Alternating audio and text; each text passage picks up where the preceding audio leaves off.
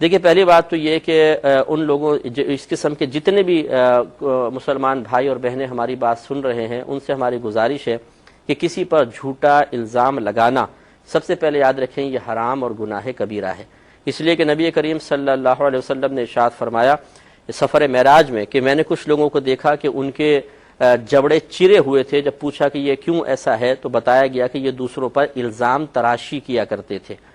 اور ویسے بھی نبی کریم صلی اللہ علیہ وسلم کی بخاری کی روایت ہے کہ اللہ تبارک و تعالیٰ نے ایک مسلمان پر دوسرے مسلمان کی عزت، جان اور مال کو حرام فرما دیا ہے۔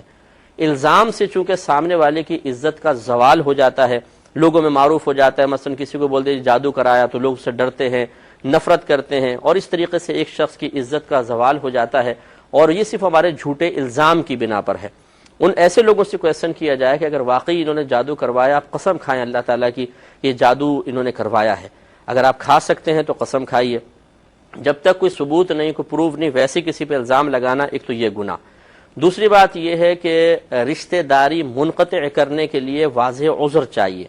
یہ کوئی عذر نہیں ہے کہ اگر شوہر کا انتقال ہو گیا کسی عورت کے، یا ان کے لیے ان کا بھائی وغیرہ کہلائے گا، اور اسی طرح دوسرے بھائی کا بھی وصال ہو گیا تو بھابھی پر ہی وبال ہو۔ اب اگر یہ بھابھی الٹا الزام لگا دیں اپنی ساس پہ، تم نے بیٹے کو مارا ہے جادو کر کے، اور بہنوں کو کہے کہ تم نے مارا ہے، اور تو وہ کس طریقے سے اپنے آپ کو اس الزام سے بروئے ذمہ کریں گے؟ بیوی نہیں مارا یہ کیسے کنفرم ہو سکتا ہے؟ تم نے مارا ہو کسی دولت کے لالچ میں، کسی اور لالچ میں، کیسے اس الزام کو اپنے اوپر سے ہٹائیں گے؟ اب اگر آپ یہ کہیں کہ میں ماں ہو کر بیٹوں کو ماروں گی، اور بہنیں کہیں میں بہنوں کے ماروں گی، تو دنیا کے اندر سب کام ہو رہے ہیں۔ ہر شخص ہزاروں ایسے ہر قسم کے قصے آپ کو مل جائیں گے کہ ایک دوسرے کو مارا جا رہا ہے۔ تو اب اگر آپ پر الزام لگے تو پھر آپ کو کتنی تکلیف ہوگی، کتنا رنج ہوگا، کتنا افسوس ہوگا، اور آپ سامنے والے سے کس قدر نفرت کریں گے۔ یہی آپ سوچئے کہ دوسرے شخص کے لیے بھی آپ اس طرح معاملہ کریں اور بغیر کسی ثبوت کے کریں تو یقینی سی بات ہے قابل گرفت ہوگا۔ تیسری بات یہ اچھی طریقے سے یاد رکھیے کہ سب کی موت کا وقت اللہ تبارک و تعالیٰ کی جانب سے مقرر کر دیا گیا، کوئی ایک سیکنڈ پہلے نہیں مر سکتا، کوئی ایک سیکنڈ بعد نہیں مر سکتا ہے۔ اللہ تبارک و تعالیٰ ہی زندہ فرماتا ہے، اللہ تعالیٰ ہی موت دیتا ہے۔ اگر کوئی لاکھ ہم پر جادو کرے، ہماری موت کا وقت نہیں آیا تو نہیں ہو سکتا، وہ جادو اثر انداز ہی نہیں ہوگا۔ اور اگر بالفرض وہ اثر انداز ہو گیا بالفرض، اور میں بالفرض مر جاتا ہوں، اگر کسی نے مجھ پہ جادو کیا تو میں جادو سے ہرگز نہیں مر رہا ہوں، بلکہ میں تو اللہ تبارک و تعالیٰ کے فیصلے کی وجہ سے مر رہا ہوں۔ کیا آپ کا یہ عقیدہ ہے کہ کوئی جادو کروا کے اللہ تعالیٰ کے فیصلے کو بدل سکتا ہے؟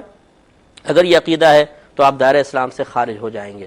لہذا معلوم ہوا کہ یہ اللہ کا ہی فیصلہ تھا کہ اس وقت اس شخص نے مرنا ہے۔ اب اگر کسی نے جادو کروایا بھی ہے تو وہ حقیقتاً جادو سے نہیں مر رہا، بلکہ اللہ تعالیٰ کے فیصلے سے وہ وفات پا رہا ہے۔ ہاں، اس جادو کروانے والے کی گرفت اس وجہ سے ہوگی کہ تمہیں جادو کرنا منع کیا گیا تھا۔